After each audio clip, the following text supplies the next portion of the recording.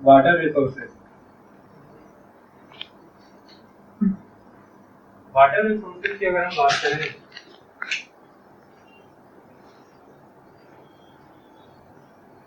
तो वाटर का यूजेज बहुत है हर काम में। आप किसी भी पर्पज के लिए ले लें, water as a drinking facilities, water for irrigation in agriculture, water for industrial purposes, for cooling of equipment. So the thing is water for commercial activities, for chemical process or for mixing something. तो हर तरह से हम पानी का इस्तेमाल करते हैं। बड़ा बेसिक क्वेश्चन पूछा जाएगा कि वाटर का ही बॉइलिंग पॉइंट क्यों दिया जाता है, व्हाई नॉट समथिंग एल्स, और इंटरनेट पे ढूंढो आंसर नहीं मिलना। क्वेश्चन भी वो ऐसा पूछते हैं जिसका नेट पे आंसर नहीं मिलता। बेसिक थिंग कि व्हाई वाटर, हमेशा बॉइलिंग पॉइंट तो वाटर का ही कहते हैं ना, वो टेम्परेचर जिस पे पानी उबलना शुरू हो जाए। Why not alcohol, why not something else. कि जितने भी लिक्विड अवेलेबल हैं उनमें से वाटर का बॉइलिंग पॉइंट सबसे ज्यादा है। जितने भी लिक्विड अवेलेबल हैं उनमें से वाटर का बॉइलिंग पॉइंट ज्यादा है। यही रीजन है कि वाटर अवेलेबल है इन the form of oceans, in the form of lake, in the form of river. अगर वाटर का बॉइलिंग पॉइंट कम होता तो वाटर इवेपोरेट हो चुका होता। फिर वाटर कहाँ से मिलता? नहरों में, नदियों में, समुद्रों में। वो तो बॉइलिंग, अगर वाटर का बॉइलिंग पॉइंट 40 डिग्री होता तो अब तक जलंधर का सारा पानी सूख चुका होता, सॉइल से, बॉडी से, फ्रॉम एवरीवेयर। तो गॉड ने सोच करके 100 डिग्री वाटर का बॉइलिंग पॉइंट रखा, इसलिए मंगल पे वाटर नहीं है और बॉइल हो गया, टेम्परेचर हाई। और भी रीजंस हैं, एक एटमॉस्फेयर वाला रीजन है, वो आज नहीं दे रहे हम, ज्योग्राफी खास करके। तो वाटर की पहली कैरेक्टरिस्टिक कि बॉइलिंग पॉइंट इसका हाई होता है कंपेयर टू अदर लिक्विड। ठीक है, अब आप अदर लिक्विड की बात करें कि आपने पानी लिया, उसमें नींबू, चीनी, कितना कुछ मिला दिया, there that is not natural liquid. ठीक है, वो आपने बनाया, उसका बॉइलिंग पॉइंट इससे ज्यादा ही होगा क्योंकि उसमें आपने कई सारी इम्प्योरिटीज ऐड कर दी नेचुरली। ठीक है, अनदर इम्पोर्टेंट एस्पेक्ट इज कि इसकी वेपोराइजेशन जो हीट है वो बहुत ज्यादा होती है। Heat of vaporization as compare to all liquid, other liquid ज्यादा होती है। यानी कि आपको एक अमाउंट ऑफ वाटर, कितना भी ले सकते हैं आपको वाटर, एक यूनिट ऑफ वाटर को वेपर करने के लिए बहुत लार्ज अमाउंट ऑफ एनर्जी देनी पड़ती है इन द फॉर्म ऑफ हीट। जल्दी गर्म नहीं होता, जल्दी ठंडा भी नहीं होता। तो वाटर जो है उसकी जो स्पेसिफिक हीट है, वर्ड यूज होता है यहाँ पे स्पेसिफिक हीट, यानी कि वेपर, किसी भी चीज को उबालना है ना, भाप बनानी है, उसके लिए हीट देंगे। तो वो जो हीट हम दे रहे हैं वो स्पेसिफिक हीट है। ठीक है, स्पेसिफिक हीट किसी भी 1 ग्राम सब्सटेंस का 1 डिग्री सेल्सियस तक टेम्परेचर बढ़ाने के लिए जो हीट दी जाती है दैट इज स्पेसिफिक हीट। तो इसका 1 डिग्री टेम्परेचर रेज करने के लिए काफी ज्यादा एनर्जी देनी पड़ती है, तो इसका वेपराइजेशन हीट बहुत ज्यादा है। यही तो कारण है सबसे बेस्ट कि आपकी ह्यूमन बॉडी का टेम्परेचर वाटर मेंटेन करता है। क्यों? क्योंकि वाटर को वेपराइज होने में बहुत हीट लगती है, यानी कि आपकी बॉडी पे आया स्वेट इवेपोरेट होने में बहुत ज्यादा एनर्जी लेगा, इसीलिए तो आपकी बॉडी के एक्सेस से हीट कंज्यूम करके खींच लेता है वेपर होने के टाइम। अगर आपकी बॉडी पे आने वाला स्वेट इमीडिएटली वेपराइज हो जाए तो बॉडी का टेम्परेचर, गर्मी तो गई नहीं, वो आया, इवेपोरेट हो गया, बॉडी का सारा फ्लूइड क्या हो गया, लॉस, और गर्मी फिर नहीं कम हुई बॉडी की, और हम क्या हो गए, खत्म, है ना। तो शरीर पे आने वाला पसीने हर बार इवेपोरेट होने के समय आपकी बॉडी की बहुत बड़े पैमाने पे हीट खींच लेता है, तभी शरीर ठंडा रहता है। ठीक है, दिस इज द रीजन। यही कारण है कि घड़े में मिट्टी के घड़े में रखा पानी ठंडा रहता है, क्योंकि सॉइल है, सॉइल में पानी रिस रिस के बाहर आता है। तो घड़े के ऊपर मॉइस्चर आया तो मॉइस्चर इवेपोरेट होगा, तो जैसे ही इवेपोरेट हुआ तो सारी हीट उसने ले ली, और जितनी जितनी जितनी दीवार को घड़े का पानी टच हो रहा है वो ठंडा रहता है।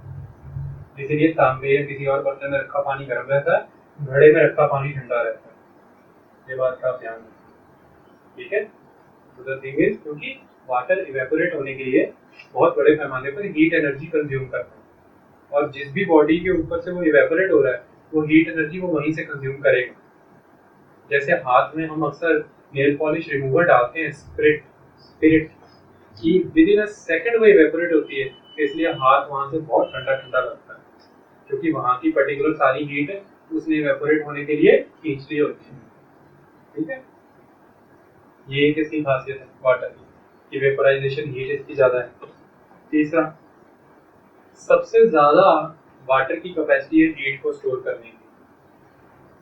वाटर हीट स्टोर कर लेता है अपने अंदर। क्यों?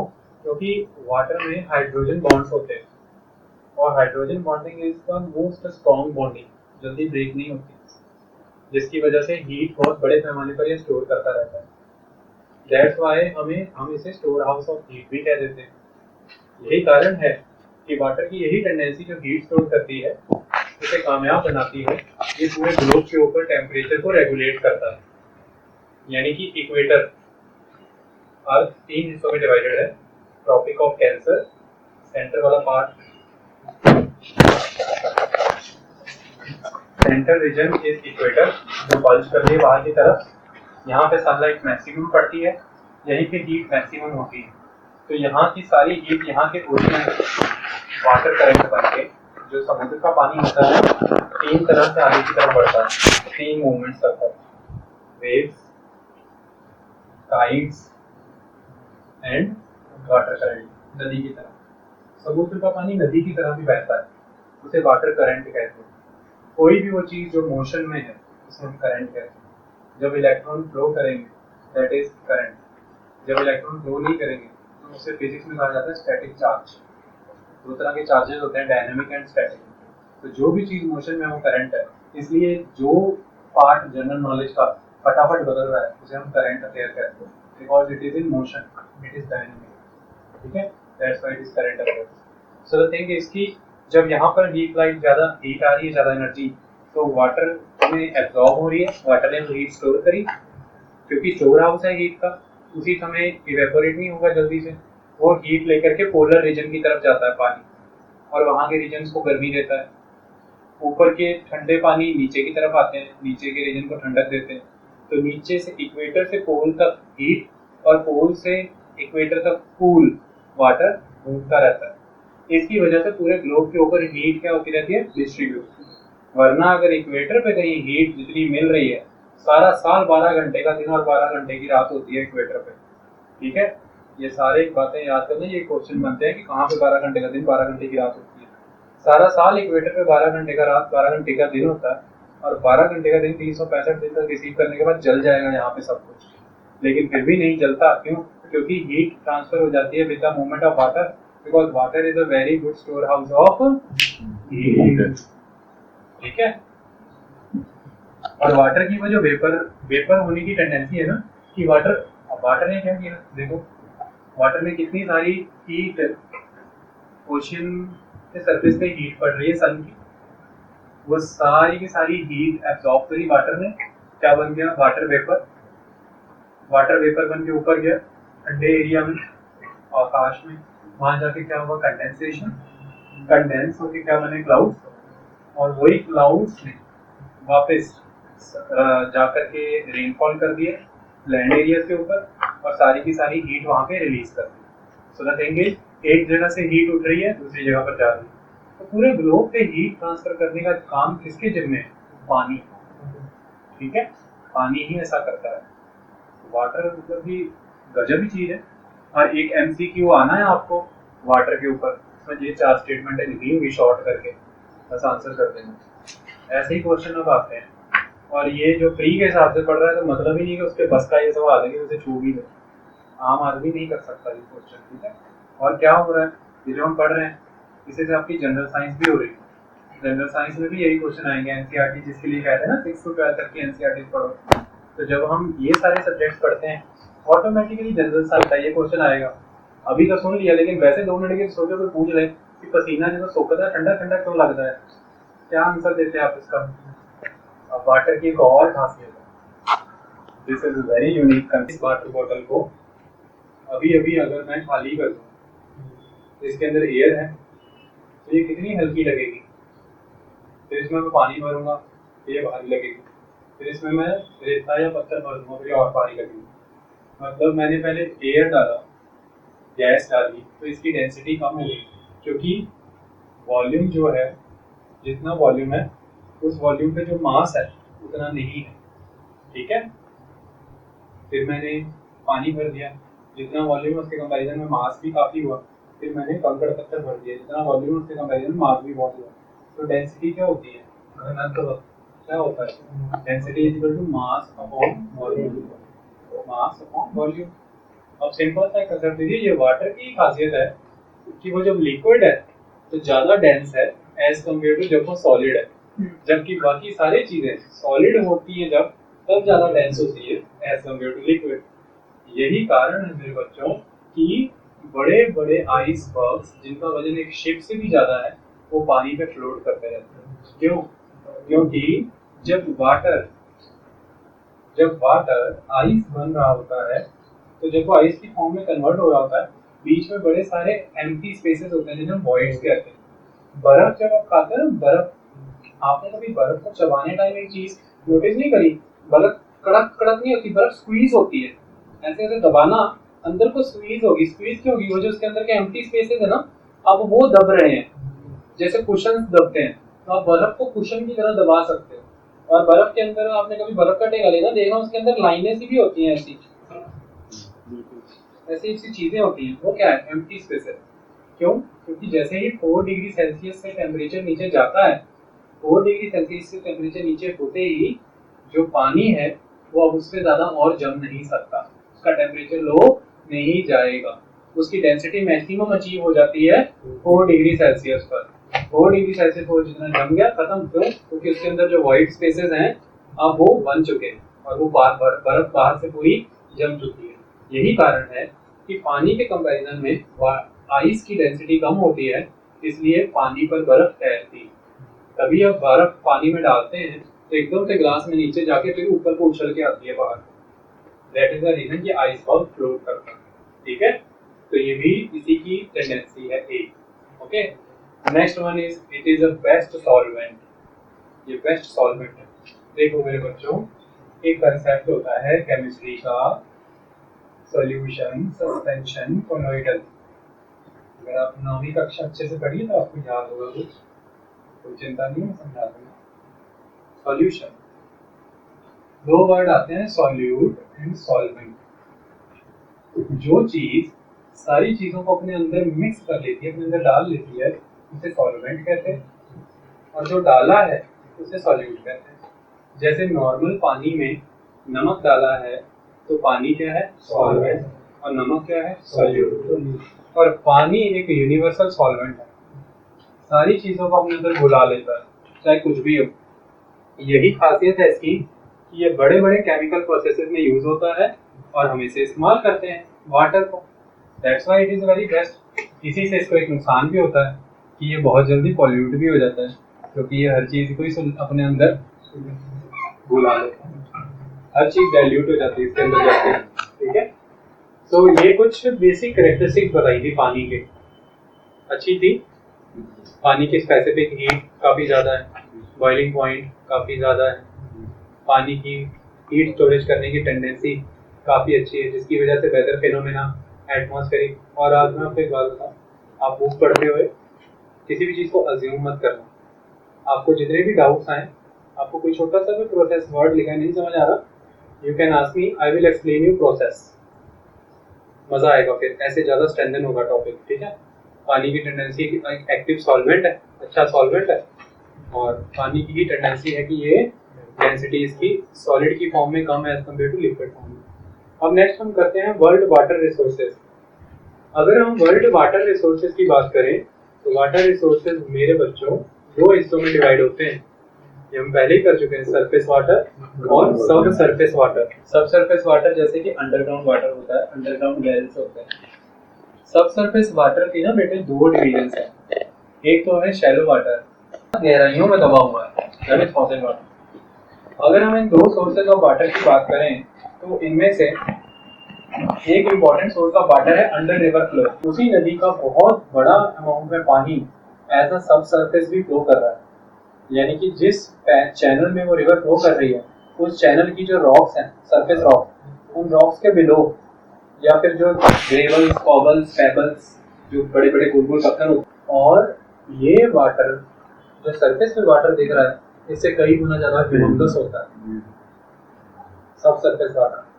और कई बार क्या होता है कि नदी बह रही है, ऊपर का पानी है अपर लेयर और ये लोअर लेयर है।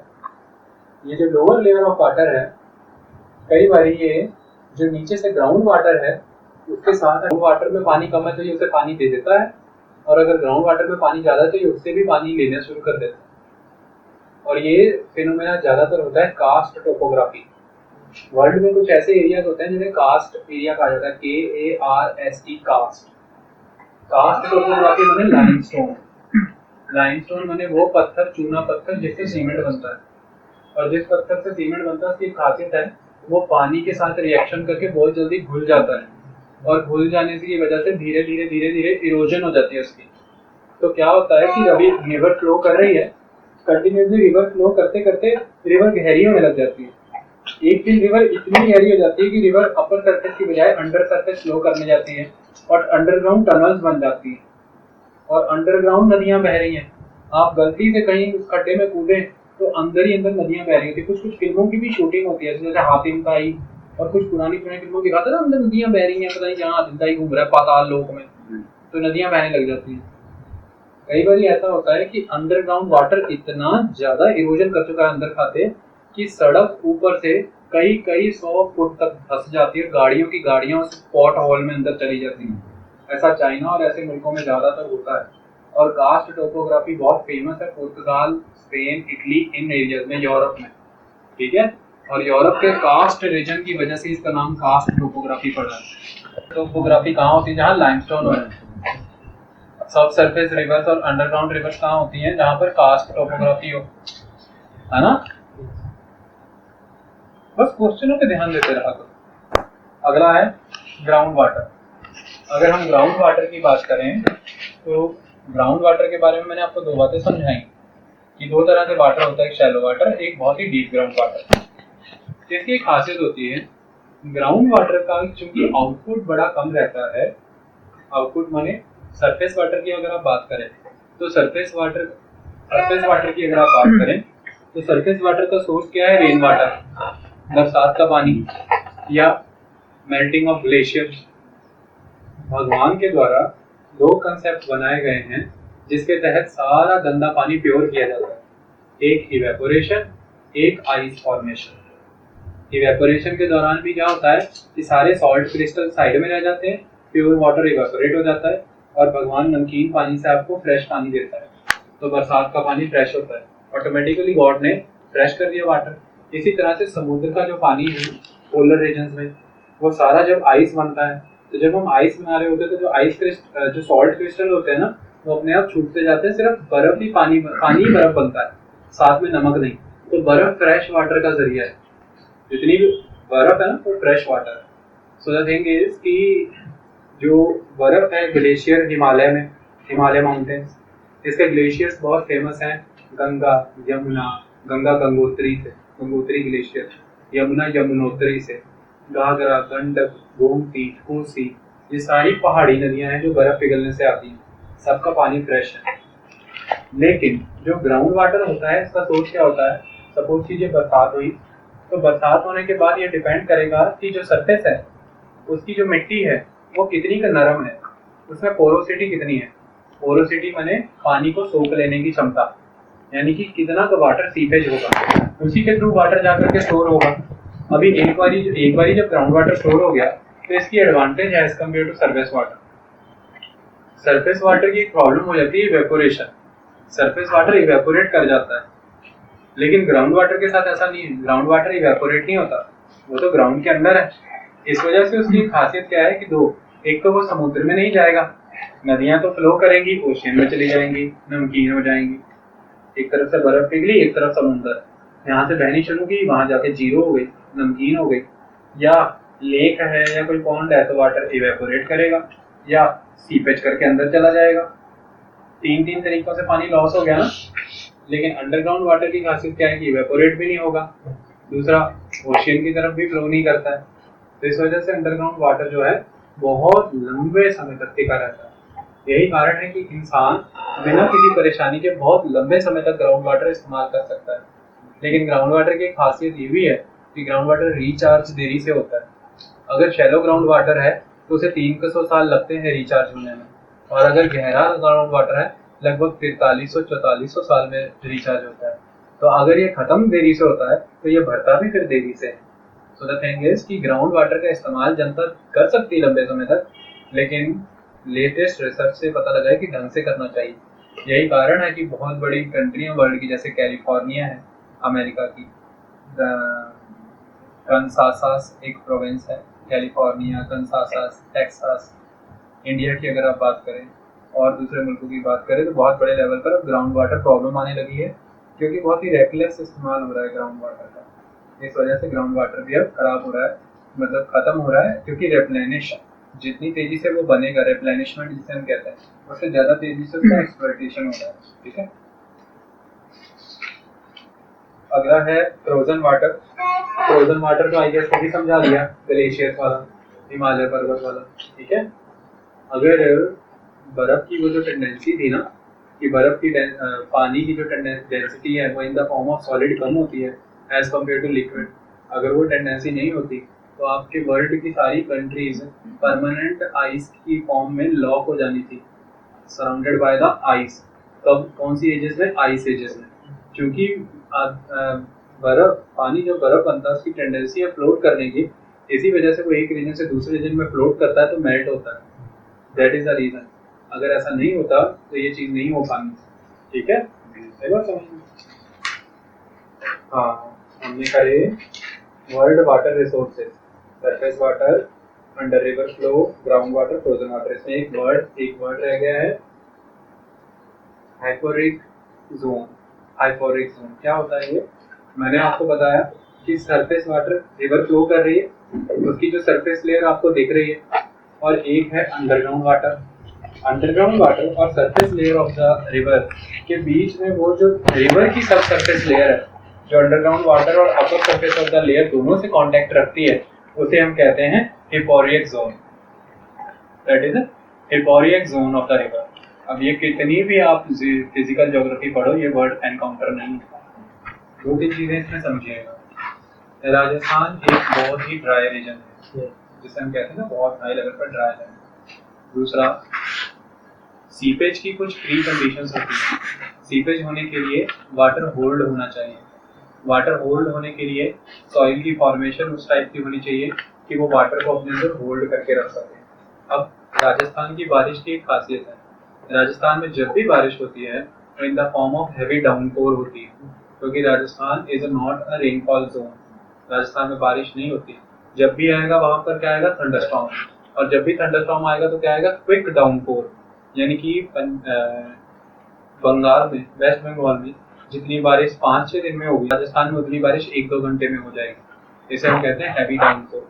इसकी वजह से एकदम से जब पानी गिरता है फर्श पे, सॉइल के ऊपर, soil is not prepare to seepage that water, तो वाटर इमीडिएटली फ्लश हो जाता है, जिसे हम कहते हैं रन अवे। तो भारी मात्रा में पानी सारा का सारा जो उनकी सीजनल स्ट्रीम्स हैं उनमें फ्लो करके सारा फ्लो कर जाता है, सीपेज नहीं हो पाता, बेनिफिट नहीं मिल पाता राजस्थान में। That is the reason, that is the tendency with Rajasthan. ठीक है, और दूसरी एक बात मैं आज आपको समझा रहा हूँ, जो राजस्थान है ना, राजस्थान डेजर्ट है, और डेजर्ट की क्या खासियत होती है? डेजर्ट पेरेंट रॉक की वजह से बनता है। एक नीचे रॉक है, जब आप लेयर हटाएंगे ना राजस्थान की, वो सैंड की, तो आपको नीचे पेरेंट रॉक मिलेगी, पिता रॉक, फादर रॉक। वही पेरेंट रॉक जो है, due to excess dry conditions, उस पेरेंट रॉक के ऊपर रोज सुबह सनलाइट पड़ रही थी और रात को मून। तो क्या हो रहा था, जो पानी उसके हॉलो स्पेसेस में जमा था ना रॉक के, वाटर की एक टेंडेंसी है, वाटर जम के फैलता है। वाटर जब आइस बनता है ना, एक्सपेंड करता है। यही रीजन है फ्रीजर में रखी हुई बोतल फट सकती है। जब आप सोडा की बोतल रखेंगे या प्लास्टिक की बोतल रखेंगे, फटेगी। क्यों? क्योंकि अभी मैंने बताया कि वाटर जब आइस की फॉर्म में कन्वर्ट होता है उसके अंदर हॉलो स्पेसेस आ जाते हैं। और वो ज़्यादा जगह घेर के तहत लोहे के पाइप या प्लास्टिक के पाइप के थ्रू पानी भेजा जाता है। सर्दियों में पाइप फट जाते हैं because there is a tendency with water कि वो ठंडा होकर के एक्सपैंड करता है। सो द थिंग इज कि जो रॉक्स होती हैं, जब रॉक्स के अंदर जो वाटर जमा है, रात के टाइम जब ठंड होगी तो वाटर आइस बनेगा, रॉक एक्सपैंड करेगी। दिन के समय जब सनलाइट पड़ेगी वाटर मेल्ट करेगा, रॉक कॉन्ट्रैक्ट करेगी। तो एक्सपेंशन कॉन्ट्रैक्शन ये प्रोसेस रिपीटेडली चलता है, जिसकी वजह से रॉक के बीच में जॉइंट्स क्रिएट होते हैं। धीरे धीरे यही जॉइंट्स विंड के एक्शन की वजह से ब्रेकेज होने लग जाते हैं। धीरे धीरे रॉक का पेरेंट रॉक की अपर लेयर ब्रेक हो जाती है, फिर विंड एक्शन की वजह से आपस में टकराते हैं पार्टिकल और ब्रेक मटेरियल में हो जाते हैं, तो छोटी छोटी सैंड के कण बन जाते हैं। अल्टीमेटली जब आप सारी सैंड डालेंगे ना, नीचे से आपको एक स्ट्रॉन्ग बेस मिलेगा पेरेंट रॉक का, जिसके नीचे पानी परकोलेट नहीं कर सकता। तो सैंड की एक टेंडेंसी होती है कि सैंड पानी को सीप तो बहुत स्ट्रॉन्ग करती है, लेकिन परकोलेशन नहीं होती है, अंदर नहीं जाता। ग्राउंड वाटर जो है वो फिल नहीं हो पाता, एक्वीफर तक नहीं पहुंचता। ठीक है, हम जो ग्राउंड वाटर के तहत पानी निकालते हैं ऊपर सरफेस पे, ये एक्वीफर से निकल के आता है। आप जब पंजाब में रह रहे हैं, सबमर्सिबल यानी सबमर्ज पानी में जाके मोटर डूब जाएगी, तो सबमर्सिबल कहाँ जाता है? आपने छेद करना शुरू किया, वो जाके वहां पे जाके टिका जो ग्राउंड के अंदर एक एक्वीफर बना हुआ है, एक टब बना है, उसमें पानी होता है, इसे एक्वीफर कहते हैं। और हमारी सॉइल के थ्रू सारा पानी सीपेज होके उन एक्वीफर्स में जाकर के जमा होता है। हम वहां पे छेद मार के एक मशीन लगा देते हैं, कौन सी, जिसे हम कहते हैं सबमर्सिबल। सबमर्सिबल क्या है? सबमर्सिबल वो है जैसे ऑटोमेटिक वॉशिंग मशीन में नहीं एक वो दिखाई जाती वर्न, सबमर्सिबल वैसा ही वर्न है, वो ऐसे घूमता है चर्र, तो नीचे से पानी एक गरारी में जब फंसता है, सारी गरारियां उस पानी को ऊपर धकेलती हैं, तो पानी आपको मिलना शुरू हो जाता है। That is the region. Earth की अगर आप बात करें तो पानी तो बेअंत है, ब्लू प्लेनेट कहा जाता है। 1.35 बिलियन क्यूबिक किलोमीटर पानी है। अगर सारी दुनिया की जनसंख्या बाढ़ लें तो इतना है कि पानी में ही मर सकता है आदमी, सारी जिंदगी नहा नहा के रोड के बाढ़ ला सकता है। लेकिन इतना पानी होते हुए भी आज की डेट में पानी की समस्या है। ये बात सुन के थोड़ी सी हैरान करती है। इसका कारण क्या है? पानी कौन सा? हम पानी अगर बात करें, पानी कितने फॉर्म में अवेलेबल होता है? पानी 3 फॉर्म में अवेलेबल है। एक तो लिक्विड की फॉर्म में, नदियाँ, समुद्र, झील, झरने। एक गैसियस फॉर्म में, वाटर वेपर। और एक सॉलिड की फॉर्म में, आइस और आइस कैप्स। अब एक खासियत है इसमें कि क्या ये जो इतना 100% अगर पानी को हम देखें कि 100% पानी है, इसमें से 99.997% पानी यूजेबल नहीं है। सिर्फ 0.003% पानी ही इस्तेमाल के लायक है, और उस 0.003% पानी पे हमारी जिंदगी टिकी है। और वो 0.003% पानी भी अगर आप देखेंगे तो उसकी भी वैल्यू बनती है लगभग 45,000 क्यूबिक किलोमीटर। वो भी कम नहीं है, वो भी पर्याप्त है अगर ढंग से इस्तेमाल कर लो तो 45,000 क्यूबिक किलोमीटर वाटर है, जो कि 0.003% है। यूपीएससी 2010 का क्वेश्चन है, निकाल के देख लीजिएगा कि जो टोटल वाटर रिसोर्सेज कैसे कैसे डिवाइडेड है, वैसे वैसे हम इसको डिवाइड करेंगे। अगर हम बात करें सारे में से तो लगभग 97.2% सलाइन वाटर है, नमकीन पानी, जो कि ओशियंस में है, वो इस्तेमाल करने लायक नहीं। या फिर लैंड के ऊपर कुछ सलाइन लेक्स होती हैं, नमकीन झीलें, वो पानी पीने लायक नहीं होता। जैसे राजस्थान की सांबर लेक, दुधवाना लेक, ये बड़ी famous lakes, but they are saline lakes.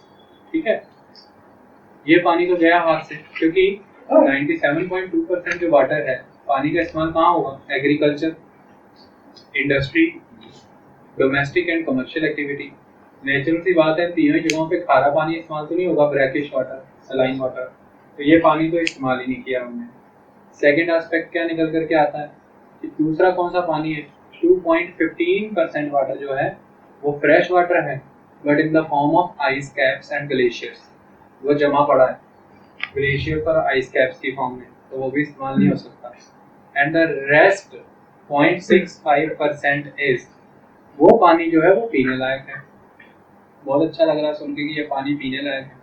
तो 0.65% पानी पीने लायक है, लेकिन वो रिवर्स, वो लेक्स, हमारी रीच से बाहर है, वहाँ से पानी इकट्ठा करना, पानी ले लेना, इस्तेमाल कर लेना पॉसिबल ही नहीं है इकोनॉमिकली।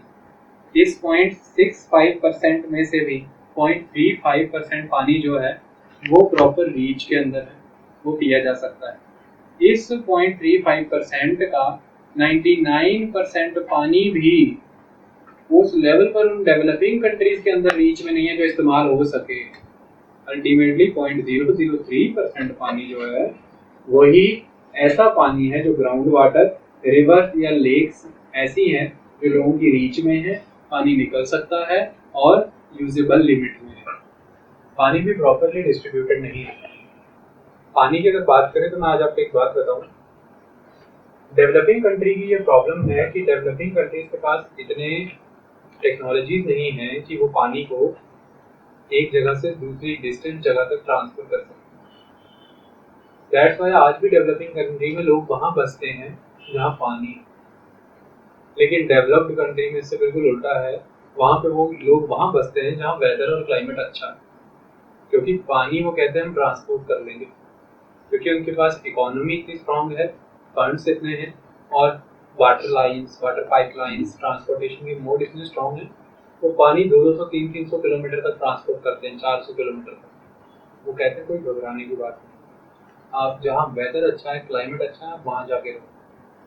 तो ये जो एक अनबैलेंस्ड रीजनल डेवलपमेंट है वाटर के एस्पेक्ट में, ये भी एक बहुत बड़ा कारण है कि पानी की कमी है। कुछ एरियाज को पानी बहुत है, कुछ एरियाज को पानी बिल्कुल नहीं।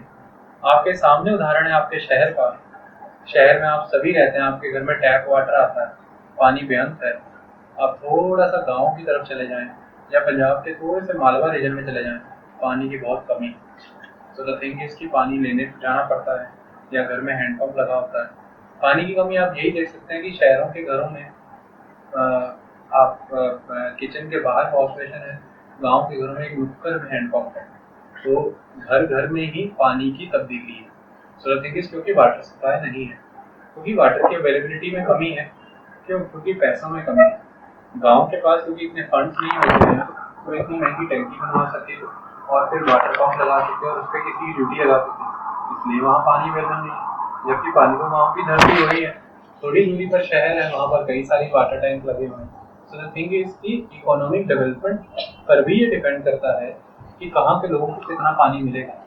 और चूंकि पूरे वर्ल्ड की इकोनॉमिक डेवलपमेंट बहुत ही अनबैलेंस्ड वे में हुई है, कुछ पॉकेट डेवलप्ड है, कुछ इसकी वजह से वाटर की अवेलेबिलिटी भी अलग अलग है।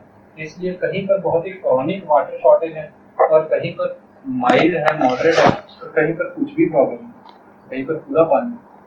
इन्हीं चीज़ों को अब देखते हुए हम देखेंगे पानी इस्तेमाल कैसे होता है, utilization and related problems. That is next very important topic. Utilization बहुत इंपॉर्टेंट है पानी पर। आंख बंद करके इतनी बात समझ लीजिए, पूरे वर्ल्ड लेवल पर सबसे ज्यादा पानी इस्तेमाल होता है एग्रीकल्चर। इंडस्ट्री में 22%, पीने के लिए 8%, बस 8% पानी पीने के लिए इस्तेमाल होता है। बहुत तेजी से एग्रीकल्चर फैसिलिटीज डेवलप हो रही हैं और हम ये देखें कि हमें हाई लेवल पर इरिगेशन को प्रमोट करना है। पॉपुलेशन डे बाई डे बढ़ती चली जा रही है। इस बढ़ती हुई पॉपुलेशन को अगर आप फीड करना चाहते हैं तो एग्रीकल्चर को प्रमोट करना होगा। एग्रीकल्चर को प्रमोट करने का एक तरीका है इरिगेशन को प्रमोट करें, क्योंकि इरिगेशन जितना अच्छा होगा प्रोडक्शन उतनी अच्छी होगी, और इरिगेशन जितना ज़्यादा प्रमोट होगी उतना ज़्यादा जो एग्रीकल्चर है अंडर इरिगेशन चला जाएगा। सो द थिंग इज कि आज पूरे देश में 40 to 50% एग्रीकल्चर अंडर इरिगेशन आ चुका है, जिसकी वजह से जो टोटल वाटर रिसोर्सेज हमारे पास अवेलेबल है, जिन्हें हम फ्रेश वाटर कहते हैं, उसका 69 to 70% एग्रीकल्चर में यूटिलाइज हो जाता है। ठीक है, so that is the utilization of water. And the next one is industrial use. तेजी से इंडस्ट्रियाँ बढ़ती चली जा रही हैं। लगभग 22% पानी इंडस्ट्रीज में यूज होता है। ये किस वे में यूज होता है? मोस्टली आप जो बिजली बनाने के लिए डैम बनाते हैं, डैम में वाटर स्टोर करते हैं, तो वो जो डैम में वाटर स्टोर हुआ है ऑटोमेटिकली वो वाटर आपने यूज ही करा है, तो उसके फॉर्म में आप पानी इस्तेमाल कर रहे हैं। जो पानी वहाँ पे इस्तेमाल किया है जरूरी नहीं आप इसे इरीगेशन के लिए छोड़ें। दूसरा, बहुत बड़े पैमाने पर केमिकल इंडस्ट्रीज बन रही हैं, उसमें पानी यूज होता है केमिकल प्रोसेस के लिए। और बहुत हाई लेवल पर लेदर इंडस्ट्री, अदर इंडस्ट्रीज, कुछ इंडस्ट्रीज ऐसी होती हैं कई तरह से इस्तेमाल किया जाता है पानी का कटिंग के लिए भी, जिसे हम प्रेशराइज्ड वाटर भी कहते हैं। वाटर कटिंग होती है, अगर जब आपने बहुत ही स्पेसिफिक कटिंग करनी है ना, आप इतने प्रेशर के साथ वाटरफॉल करते हैं, कटिंग हो जाती है, that is water cutting, that is pressurized water. तो द थिंग इज वहाँ भी यूज होगा। और आज की डेट में बहुत बड़े पैमाने पर, जैसे न्यूक्लियर प्रोग्राम, न्यूक्लियर प्रोजेक्ट में फॉर द कूलिंग पर्पस, तो आप वाटर कूलिंग के लिए यूज कर रहे हैं। बहुत ह्यूमंगस पानी चाहिए, इसलिए याद रखना कि न्यूक्लियर पावर प्लांट अक्सर वहाँ लगते हैं जहाँ वाटर का सोर्स बहुत ह्यूमंगस है, अदरवाइज वहाँ नहीं लग सकते जहाँ पानी नहीं है, क्योंकि पानी यूज होता है as a cooling purpose, as a moderator, और भी चीजें यूज होती हैं। ठीक है, तो थिंग इसकी industrial activities day by day बढ़ रही है, उसकी वजह से एग्रीकल्चर के कंपैरिजन में, थोड़ी सी फिगर समझना, एग्रीकल्चर में वाटर ज़्यादा यूज हो रहा है, लेकिन एग्रीकल्चर के कंपैरिजन में इंडस्ट्री में वाटर की यूजेज ज़्यादा तेजी से बढ़ रही है। फर्क समझ आया? पानी ज़्यादा तो उधर ही इस्तेमाल हो रहा है एग्रीकल्चर में, लेकिन तेजी से इस्तेमाल बढ़ इंडस्ट्री में रहा है। इंडस्ट्रियल एक्टिविटी ज़्यादा बढ़ती चली जा रही है डे बाय डे। तो द थिंग इज कि इसमें आप सारा समझते रहेंगे कि किस किस प्रोसेस के लिए यूज हो रहा है। नेक्स्ट अगर हम बात करें तो ड्रिंकिंग वाटर, पीने के लिए मात्र 8% पानी का ही इस्तेमाल किया जाता है। तो द थिंग इज ये इतना बड़ा शेयर पीने में अभी नहीं जा रहा।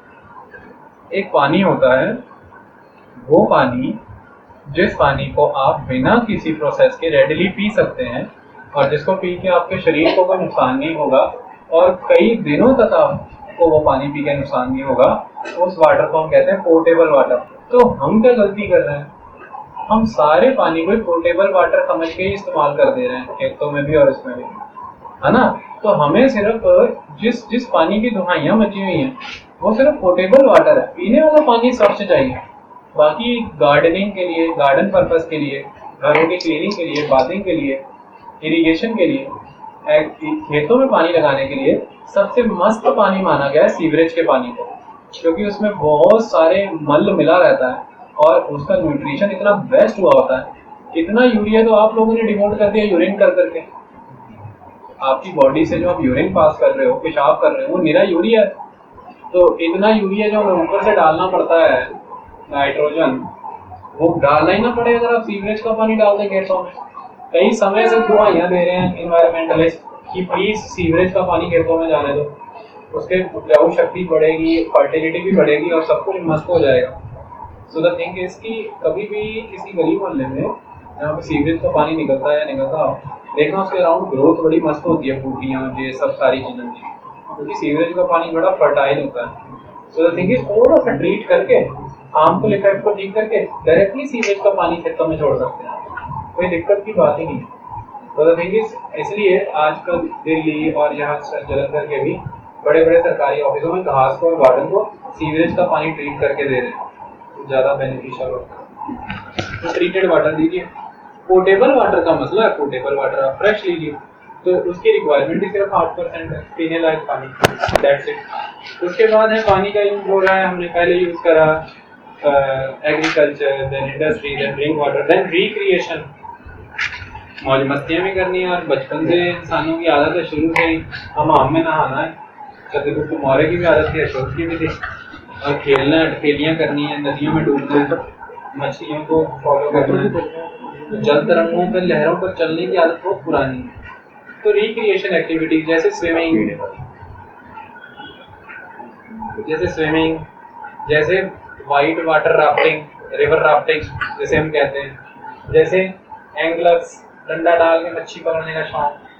सो द थिंग इज कि ये सारी एक्टिविटी, एंगलर, वाटर स्कायर्स, वो पानी पे दौड़ते हैं लहरों पे पकड़ के, वाटर स्कायर्स, नेचर एंथुसियास्ट, नेचर के दीवाने, और स्विमर्स, ये सारी रिक्रिएशनल एक्टिविटी। इसके लिए भी आज की डेट में पानी चाहिए बहुत बड़े पैमाने पे। तो थिंक इज इसमें भी पानी यूज हो रहा है। मोस्टली इसके तहत जो पानी इस्तेमाल हो रहा है, आप नहीं सोच सकते स्विमिंग पूल में कितना पानी बर्बाद होता है।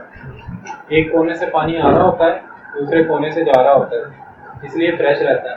और वो किधर जा रहा है? सीवरेज में, क्योंकि यहाँ पे सस्ते स्विमिंग पूल बनाते दिए जाते हैं पानी, लेकिन कोई इतनी मेहनत नहीं करता होगा कि वाटर ट्रीटमेंट प्लांट लगा के